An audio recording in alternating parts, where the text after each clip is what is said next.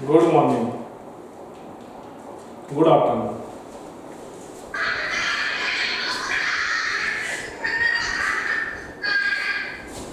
Good afternoon सभी को,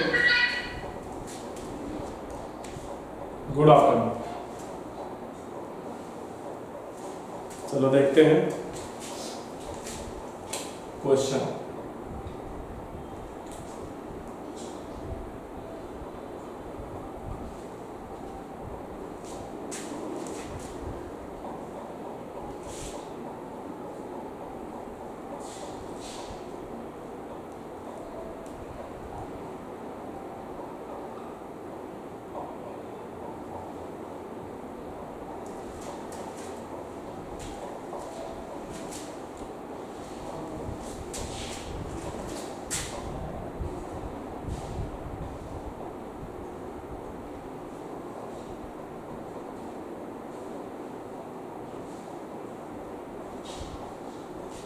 ए और बी के बीच में इक्विवेलेंट रेजिस्टेंस बताना है क्या होगा।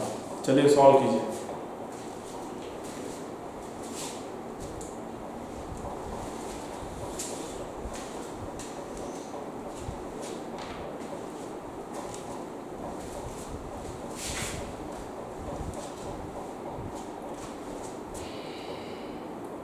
ठीक है, इस तरीके का रजिस्टर दिया गया आर आर आर आर और आर, पांचों आर है।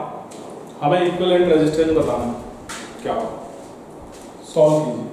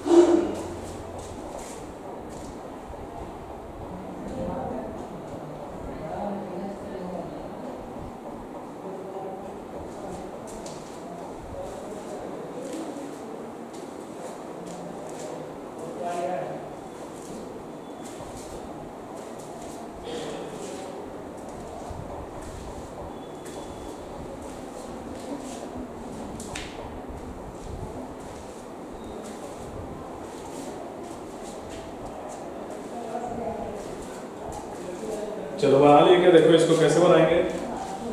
यहाँ पर ये पॉइंट अगर ए है ना, तो ये पॉइंट को कुछ मान लेते हैं, ये ए नहीं है ना, इसको एक्स मान लेते हैं और इसको वाई मान लेते हैं। अब इसको थोड़ा सा रीडिजाइन करते हैं। एक पॉइंट ले लो ए, दूसरा लेते हैं बी, एक्स को यहाँ पर ले लो और वाई को यहाँ पर ले लो। समझ में आ रहा है? अब जितना भी रजिस्टर है उनको कनेक्ट करते जाओ। तो देखो ये वाला जो रजिस्टर है कहाँ पर है? ए और एक्स के बीच में। तो ए और एक्स के बीच में इसको लगा। उसके बाद में देखो ये जो दूसरा रजिस्टर है ये कहाँ पर है? एक्स और वाई के बीच में। इसको एक्स और वाई के बीच में लगा। तो ये एक्स और वाई के बीच में लग जाएगा।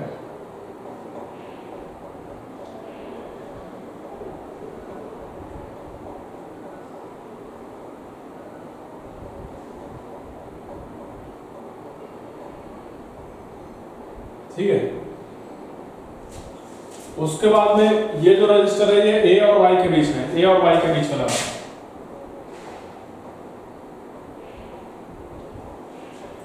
उसके बाद में ये वाला रजिस्टर एक्स और बी के बीच में है, एक्स और बी के बीच में लगा।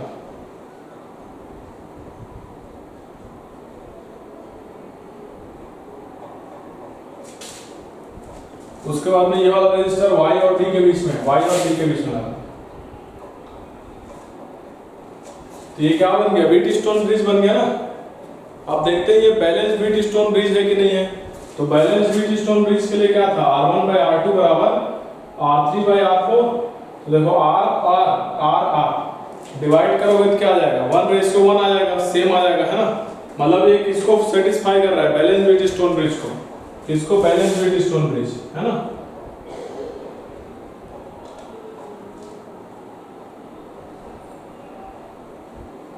तो यहाँ पर हम ये जो बीच वाला जो रजिस्टर है इसको हटा सकते हैं। तो इसको हटा देंगे तो कैसे बनेगा सर्किट?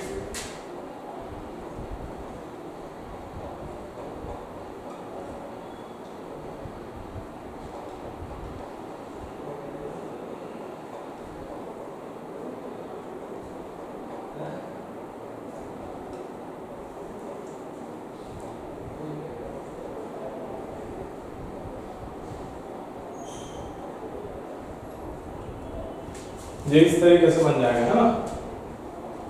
x और y के बीच में जो रजिस्टर है उसको हटा देंगे।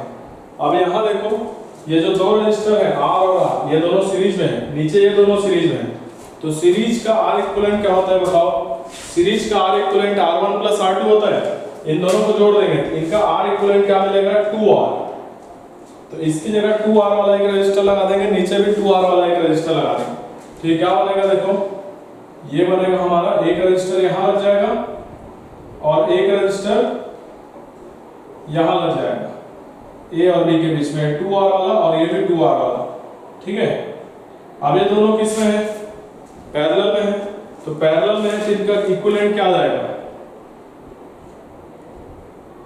ए और बी का इक्विवेलेंट क्या आ जाएगा? 2R और 2R, R1 into R2 divide by R1 plus R2। ये करोगे, अगर दोनों रजिस्टर सेम रहते हैं ना तो उसका आधा कर देते हैं, डायरेक्टली आधा रखना है, तो ये आ जाएगा R। तो A और B के बीच में इक्विवेलेंट रेजिस्टेंस आ जाएगा R। जल्दी से नोट कीजिए इसको, तुरंत 2 मिनट में।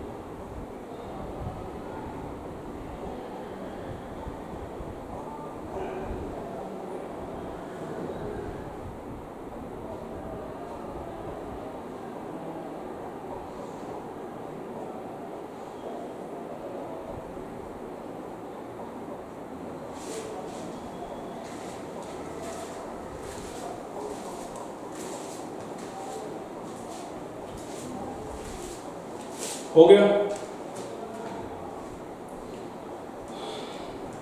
क्वेश्चन लिख ले, एक दूसरा क्वेश्चन लिख रहा हूं मैं।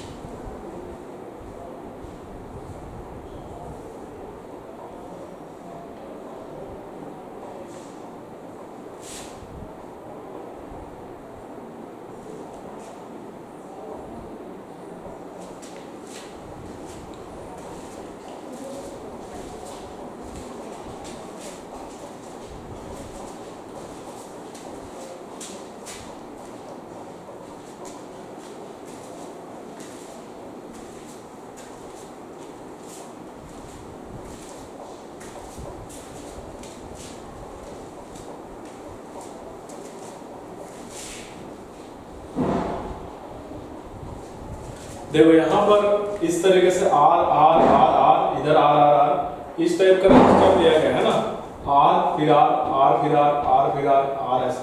ये कहाँ तक जा रहा है? इनफाइनाइट तक जा रहा है। तो हमें बताना है जो दो पॉइंट्स है ए और बी, इनके बीच में इक्विवेलेंट रेजिस्टेंस क्या होगा।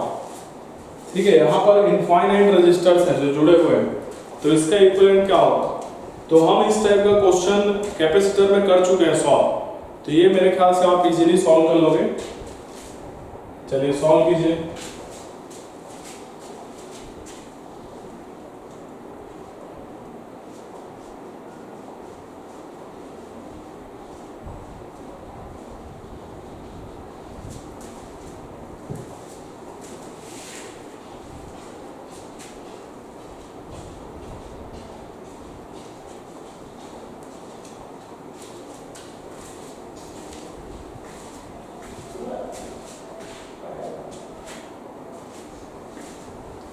तो इसको कैसे सॉल्व करते हैं ध्यान देना। यहां पर देखो क्या हो रहा है, आर फिर R, R R R R, इस तरीके से चल रहा है। ठीक है, तो इसमें से ये जो यूनिट है, एक यूनिट जो है आर और आर वाला, इसको एक यूनिट मान लो। ऐसा यूनिट रिपीट होते जा रहा है, आर आर करके, आर आर आर आर ऐसा करके रिपीट होते जा रहा है। समझ में आ रहा है? तो ये आर आर करके आगे क्या होते जा रहा है, रिपीट हो जा रहा है। तो एक यूनिट को छोड़ के बाकी जितना भी यूनिट है उन सभी का इक्विवेलेंट रेजिस्टेंस हम लोग मान के चलते हैं, कुछ मान लो x। तो ये जो बाकी जो यूनिट्स हैं, ये इनका R इक्विवेलेंट मान लेते हैं किसके बराबर है, x, लेट है ना, किसके बराबर है, x के बराबर है। ये हम मान के चल रहे हैं। ठीक है, तो मान के चल रहे हैं, ये इनफाइनाइट रेजिस्टर्स ऐसे जुड़े हुए हैं, एक यूनिट को छोड़ के बाकी जितना भी यूनिट है उन सभी का इक्विवेलेंट हम क्या मान के चल रहे हैं, x मान के चल रहे हैं। तो यहाँ पर आप क्या बोल सकते हो, इसको कैसे लिख सकते हो, इस तरीके से लिख सकते हो ना,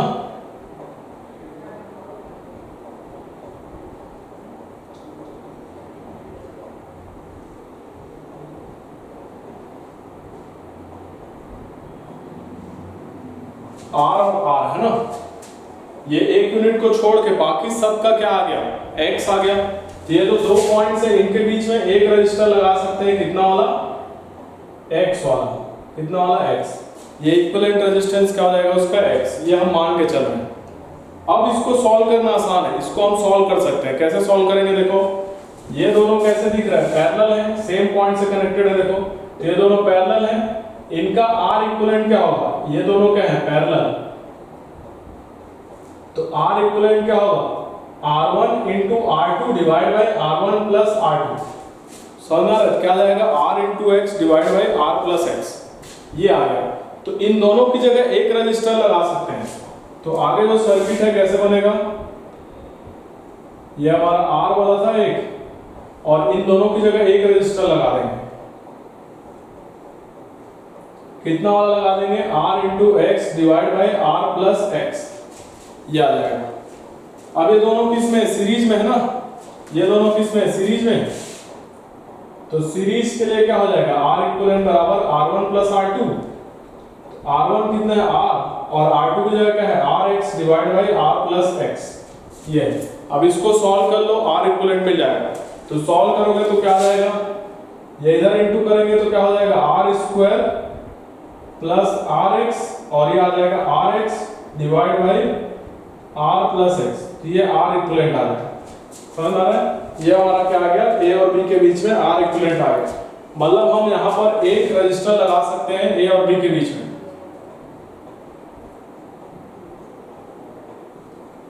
ये कितने बराबर आएगा, ये है R square plus RX plus RX plus RX कितना हो जाएगा, 2RX हो जाएगा ना। तो R स्क्वायर ये आ जाएगा 2RX divide by R plus X, ये आ जाएगा A और B के बीच में एक रजिस्टर। तो इसका मतलब क्या हो रहा है कि A और B के बीच में जो इक्विवेलेंट रेजिस्टेंस है वो ये मिल गया, R square plus 2RX divide by R plus X, ये मिल रहा है। समझ आ रहा है। अब थोड़ा सा आप ध्यान दोगे तो हमें इसको सॉल्व करके x का वैल्यू फाइंड आउट करना है ना। हमने क्या किया, ये एक यूनिट को छोड़ के बाकी जितना भी था इनफाइनाइट तक उन सभी का इक्विवेलेंट क्या मान के चला, x। समझ आ रहा है। अब इसमें अगर हम ये एक यूनिट को भी जोड़ दे, शामिल कर दे, तब भी उसका आर इक्विवेलेंट किसके बराबर होगा? x के बराबर होगा, क्योंकि इनफाइनाइट में कुछ जोड़ोगे 1 2 तो उससे कोई फर्क नहीं पड़ता ना। तो ये जो हमारा इक्विवेलेंट रेजिस्टेंस आया है किसके बराबर होगा? x के बराबर होगा। ठीक है, इसको x के बराबर कर दो। तो ये जो इक्विवेलेंट रेजिस्टेंस आया इसको किसके बराबर करना है? x के बराबर। तो देखो क्या आ जाएगा, r² + 2rx divide by r + x is equal to x कर दो, और इसको सॉल्व करके x का वैल्यू निकालो, इसको इधर इनटू कर दो, तो याद आएगा r² + 2rx इक्वल टू याद आएगा rx + x², ये मिलेगा। समझ में आ रहा है? तो ये सब टर्म को उधर ले जाओ, तो इधर बचेगा 0, उधर क्या बचेगा? rx + x² minus r² - 2rx। तो ये हमें क्या बचेगा? x² और -2rx और ये +rx -rx हो जाएगा, और ये -r², ये बराबर होगा 0 के।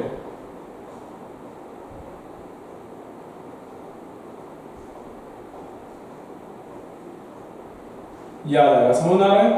या फिर इसको ऐसे लिख लो, x² - rx -r² बराबर 0 लिख लो।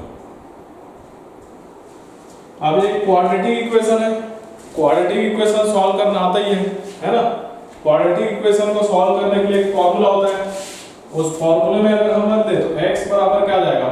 -b, b की जगह क्या है? r - r है, तो यहाँ पर क्या आ जाएगा? -r प्लस √b², b² मतलब -r का स्क्वायर क्या हो जाएगा? r² - 4ac, तो 4 a की जगह कितना है यहाँ? 1, और c की जगह क्या है? -r², तो 4 और ये 1 × -r² हो जाएगा, डिवाइड बाय क्या होता है? 2a, तो 2 a की जगह कितना है? 1, तो 2 × 1, तो ये x बराबर क्या आ जाएगा? माइनस और प्लस, ये r plus √r² minus plus, ये आ जाएगा हमारा 4r² डिवाइड बाय 2, ये आ जाएगा। तो 4r² प्लस r² कितना हो जाएगा? 5r², r बाहर आ जाएगा, तो ये आ जाएगा r प्लस माइनस, ये प्लस माइनस होता है यहाँ पर, तो प्लस माइनस r बाहर आ जाएगा, √5 बच जाएगा डिवाइड बाय 2, या फिर r कॉमन ले लो, 1 प्लस माइनस √5/2, तो r जो मिलेगा, जो x मिलेगा वो प्लस में या माइनस में क्या आ जाएगा? r 1 प्लस माइनस √5/2 मिल रहा है, ये होगा पूरा। नोट कीजिए इसको जल्दी से, ये आंसर होगा, ये x का वैल्यू होगा। नोट करो बेटा जल्दी।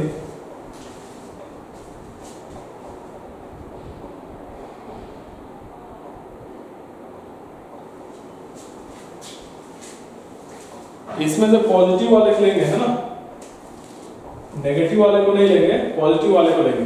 तो जो हम x मान के चले ना, x बराबर आ जाएगा r 1 प्लस √5/2, r 1 प्लस √5/2, याद आएगा। चलो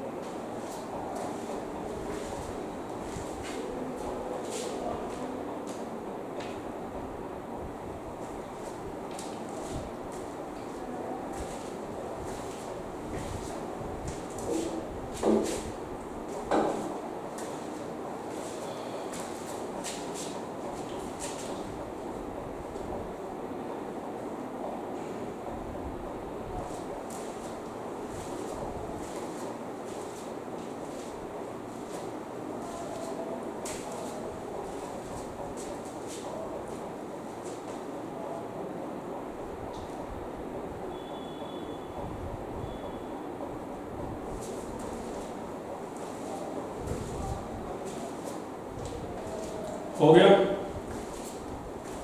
चलिए आगे बढ़ते हैं।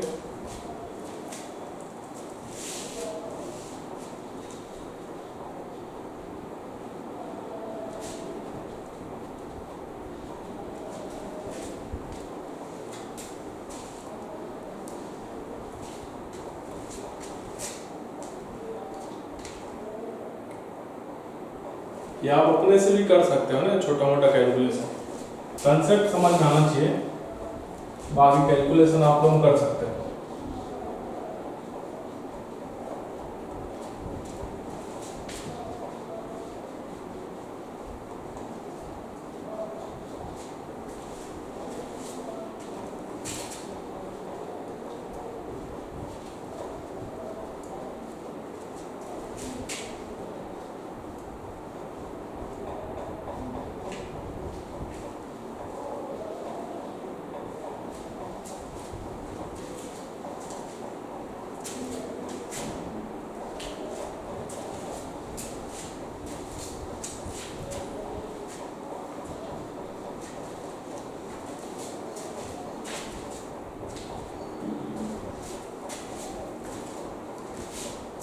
देखो अगला टॉपिक देखते हैं, सेल। सेल है ना, सेल को आप केमिस्ट्री में देखे होंगे, केमिस्ट्री में पढ़े होंगे, कुछ इस टाइप का है ना। एक सॉल्यूशन होता है, इस सॉल्यूशन में दो इलेक्ट्रोड्स डूबे होते हैं, ऐसे दो रॉड्स होते हैं जिनको इलेक्ट्रोड कहते हैं, इस तरीके से ना। एक माइनस वाला होता है, एक प्लस वाला होता है ना। यहां से हम एक रजिस्टर को जोड़ देते हैं, मान लो ये ऐसे करके,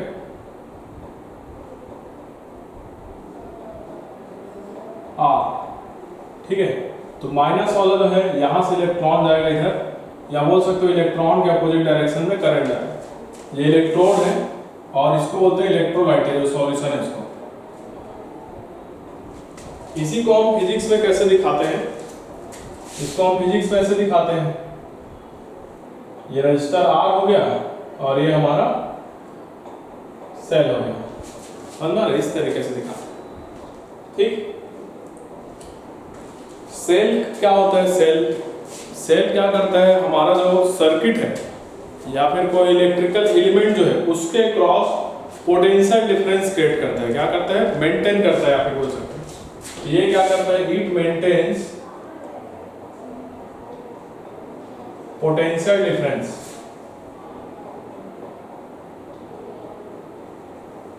पोटेंशियल डिफरेंस को मेंटेन करने का काम करता है।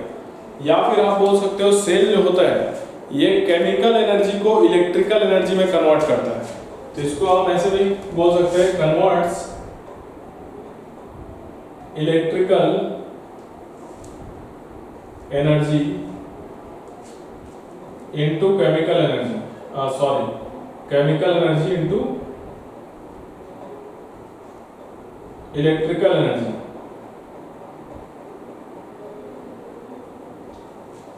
समझ आ रहा है, केमिकल एनर्जी को किसमें कन्वर्ट करेगा, इलेक्ट्रिकल एनर्जी में कन्वर्ट करेगा। समझ आ रहा है, ये हमारा क्या है, ये सेल है, सेल का काम है, ठीक है। अब इस सेल में कुछ टर्म्स होते हैं जिनको जानना जरूरी है। जैसे कि पहला टर्म होता है electromotive force, EMF of cell, है ना। ईएमएफ को बोलते हैं इलेक्ट्रोमोटिव फोर्स। क्या बोलते हैं, इलेक्ट्रोमोटिव फोर्स। ये क्या होता है, इलेक्ट्रोमोटिव फोर्स क्या होता है, इसको समझते हैं। तो इसको एक सर्किट से समझो, ज्यादा से इससे समझ में आ जाएगा। तो ये मान लो हमारा रजिस्टर है आर, ये इसको हमने एक सेल से कनेक्ट किया। ये यहाँ मान लेते हैं एक स्विच लगा हुआ है, ये स्विच है, ये 20 वोल्ट का मान लो जो भी है, ये है ना, ये स्विच है। ये स्विच अभी ओपन है। स्विच कैसे, अभी स्विच अभी ओपन है, तो यहां पर करंट फ्लो होगा क्या, सर्किट कंप्लीट नहीं होगा ना अगर स्विच ओपन है तो यहां पर कोई करंट फ्लो नहीं होगा। तो जब करंट फ्लो नहीं होगा इस सर्किट में, या फिर बोल सकते हो जब स्विच ओपन है, इस सिचुएशन में जो पोटेंशियल डिफरेंस होता है सेल के टर्मिनल्स के क्रॉस, उसको हम ईएमएफ बोलते हैं। क्या बोलते हैं? ईएमएफ। ई से डिनोट करते हैं इस तरीके से। तो ईएमएफ क्या होता है? when there is no current drawn from the cell, the potential difference across the two terminals of the cell is called EMF। EMF कोई फोर्स नहीं है, बेसिकली क्या है? पोटेंशियल डिफरेंस है। कब पोटेंशियल डिफरेंस है? जब दो टर्मिनल्स के बीच में जब कोई करंट यहां से ड्रॉ नहीं कर रहे हो, समझ आ रहा है? उस सिचुएशन में तो इसको हम ऐसे लिखते हैं when no current is drawn from terminals of the cell, then the potential difference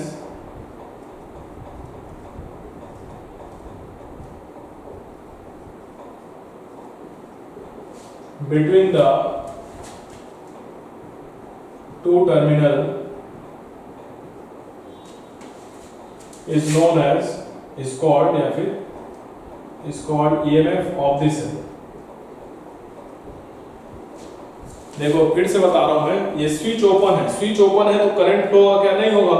उस सिचुएशन में ये जो दो डंडी है इनके बीच में या दो टर्मिनल है इनके बीच में जो पोटेंशियल डिफरेंस होगा, यहां से देख सकते हो यार, ये दो इलेक्ट्रोड है, इनके बीच में जो पोटेंशियल डिफरेंस होगा उसी को हम क्या बोलेंगे? ईएमएफ बोलेंगे। समझ आ रहा है? ईएमएफ इलेक्ट्रोमोटिव फोर्स होता है, ये कोई फोर्स नहीं है।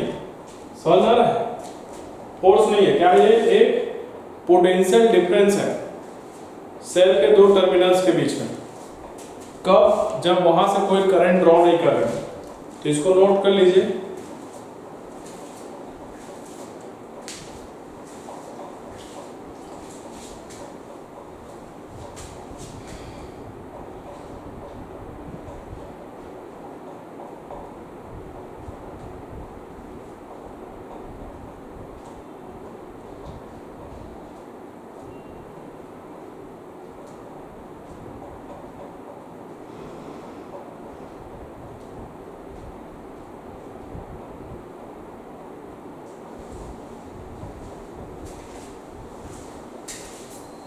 जल्दी लिखेंगे।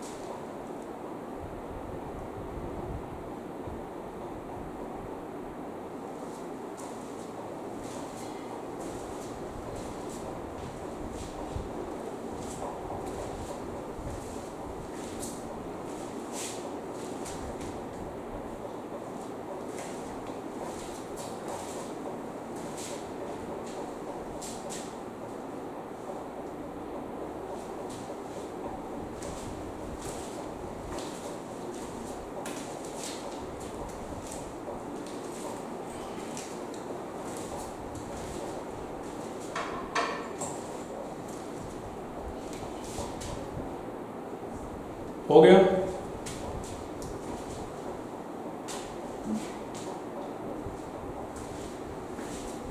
चलो आगे देखते हैं। दूसरा टर्म इसमें होता है टर्मिनल वोल्टेज।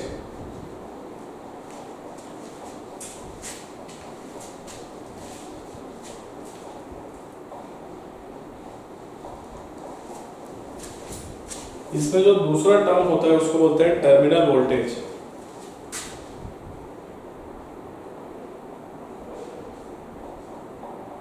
टीवी लिख सकते हो, टर्मिनल वोल्टेज। टर्मिनल वोल्टेज को V से भी डिनोट करते हैं। तो टर्मिनल वोल्टेज इलेक्ट्रोमोटिव फोर्स को तो E से डिनोट करते हैं, ऐसे है ना, इस तरीके। टर्मिनल वोल्टेज क्या होता है, तो फिर से सर्किट से समझते हैं। यह हमारा सर्किट था, ये सेल है, यहाँ पर स्विच था।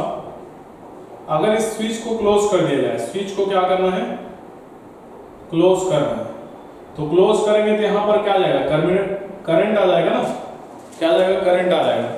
तो इस सेल से जब हम करंट ड्रॉ करेंगे, या फिर बोल सकते हो स्विच को जब क्लोज करोगे तो करंट ड्रॉ होगा।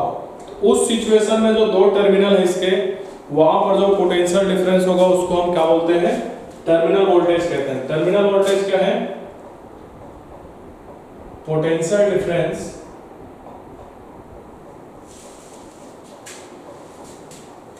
between the two terminals of the cell when current is drawn from the cell। तो उसको हम लोग क्या कहेंगे, टर्मिनल वोल्टेज कहेंगे। समझ में आ रहा है? तो ये टर्म आप याद रखना।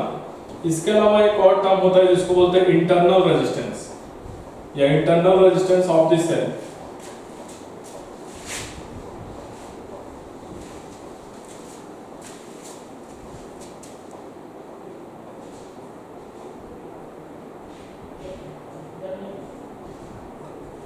इसको स्मॉल आर से डिनोट किया जाता है, इंटरनल रेजिस्टेंस को। इंटरनल रेजिस्टेंस क्या होता है, इंटरनल रेजिस्टेंस बेसिकली क्या होता है, जो सेल का जो इलेक्ट्रोलाइट है, इलेक्ट्रोलाइट जो है, जो रेजिस्टेंस ऑफर करेगा करंट को, वो क्या कहलाता है, इंटरनल रेजिस्टेंस कहलाता है। तो ये क्या होता है, resistance offered by electrolyte in the direction of current, in the direction of current within the cell, है ना, उसको हम क्या बोलते हैं, इंटरनल रेजिस्टेंस बोलते हैं। तो किसी भी सेल को हम इस तरीके से बेसिकली दिखाते हैं, ये इसका ईएमएफ होता है और इंटरनल रेजिस्टेंस भी होता है इसका, है ना, उसको स्मॉल आर से दिखाया जाता है। तो इंटरनल रेजिस्टेंस क्या होता है, इलेक्ट्रोलाइट जो सॉल्यूशन है वो करंट के डायरेक्शन में जो रेजिस्टेंस ऑफर करेगा उसको क्या बोलेंगे, इंटरनल रेजिस्टेंस। नोट कीजिए जल्दी से इसको, फिर आगे देखते हैं।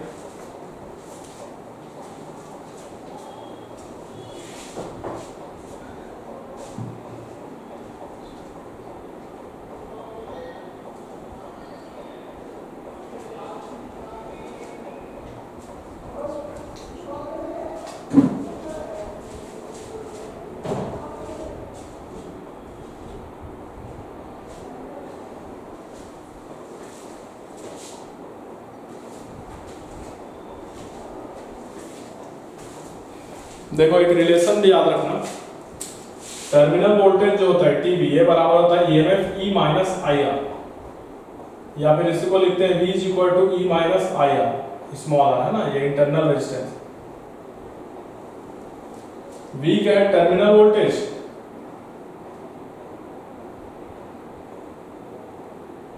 E क्या है, ईएमएफ है, और R क्या है, इंटरनल रेजिस्टेंस है। तो ये याद रखना।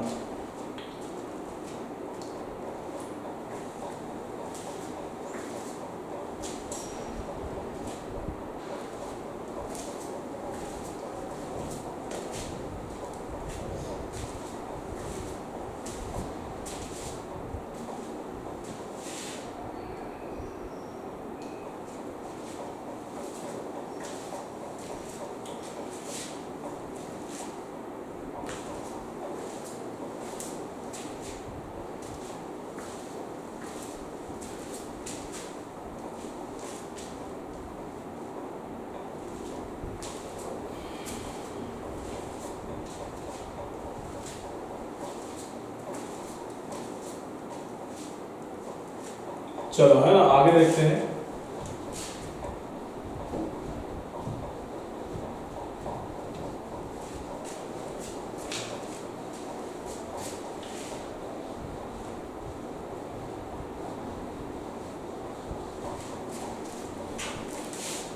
Combination of cell.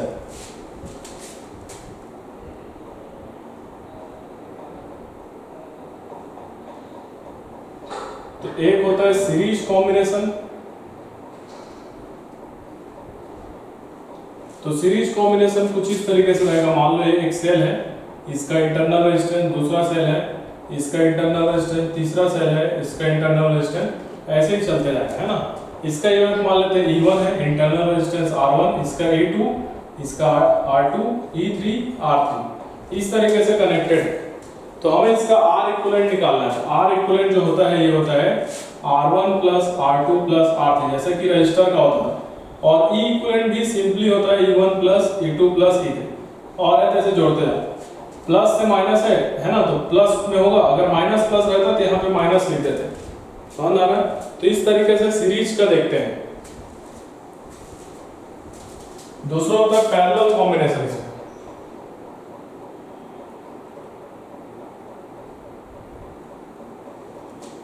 तो पैरेलल कॉम्बिनेशन में कैसे कनेक्टेड रहेगा, ये एक सेल है, इसका इंटरनल रेजिस्टेंस E1 R1, दूसरा सेल है, इसका इंटरनल रेजिस्टेंस R2, तो ये E2 R2, फिर तीसरा एक ले लेते हैं E3 R3। तो ये सबको जोड़ देते हैं सेम पॉइंट से।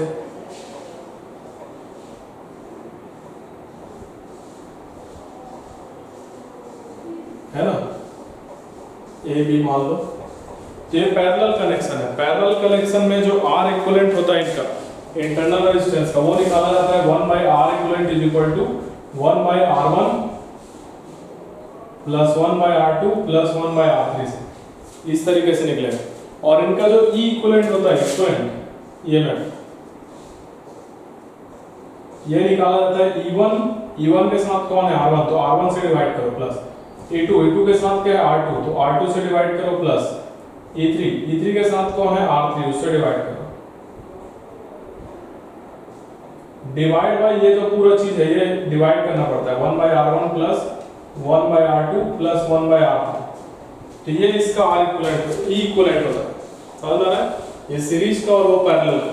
ये दोनों ध्यान रखना, इससे भी क्वेश्चन आता है, नोट कीजिए जल्दी से।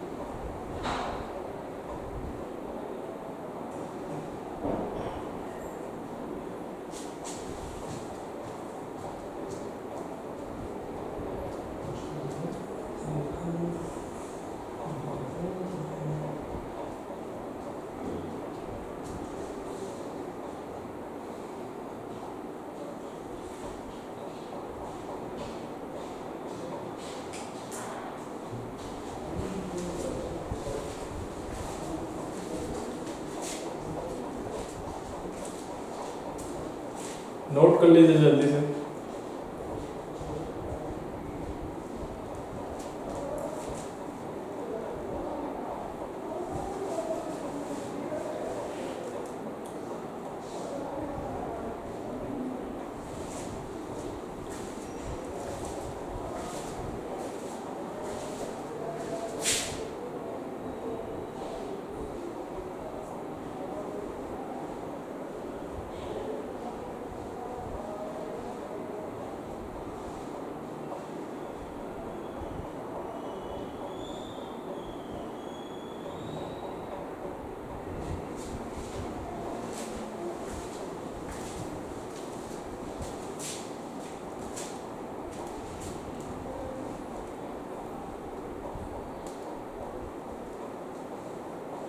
चलिए, तो आज इतना ही करते हैं।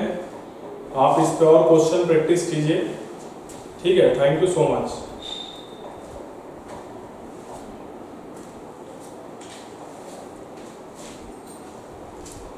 जल्दी से नोट कर लीजिए 2 मिनट में। आज इतना ही करें। ओके।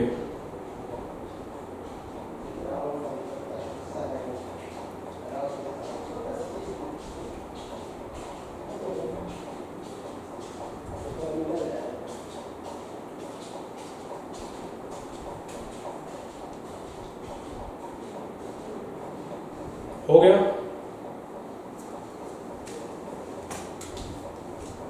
चलो बाय।